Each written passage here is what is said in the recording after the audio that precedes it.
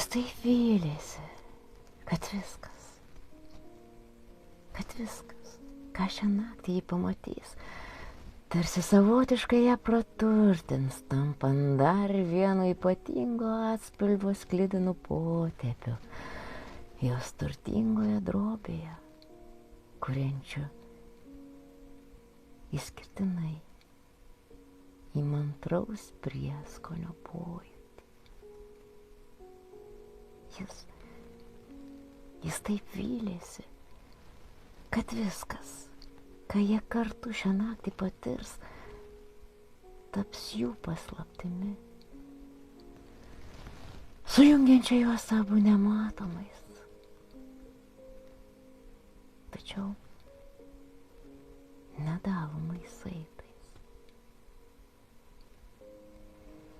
Jis taip vylėsi, kad pažinusi jį, kad patyrusi jį buvimo kartu skonio gelmę, įvairiapusiškumą. Juk suvokusi jų buvimo kartu stiprybės didingumą, jų nepalaužiamą, nesuniokojamą, nesunaikinamą ryšį, sklindantį skydo sieną nuo visko, kas griauna. Ji nebenorės savęs suvokti niekaip kitaip,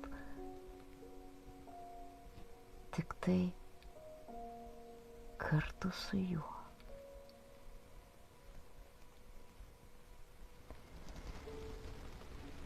Tik nedalomo, neatskiriamo, neatsiejamo, vienio visumą.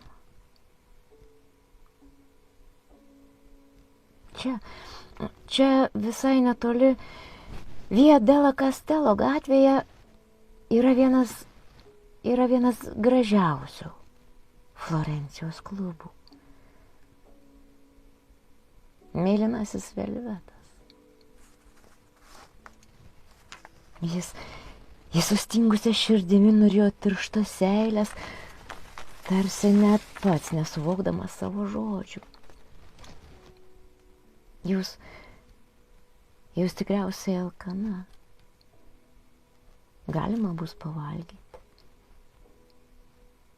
Klube groja skirtinga muzika. Kiekvieną vakarą vyksta įvairi programa. Bet visada labai skoninga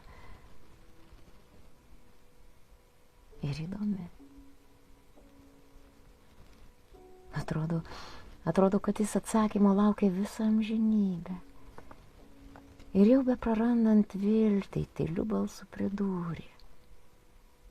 Daiktus būtų galima palikti pas mane pirmajame aukšte.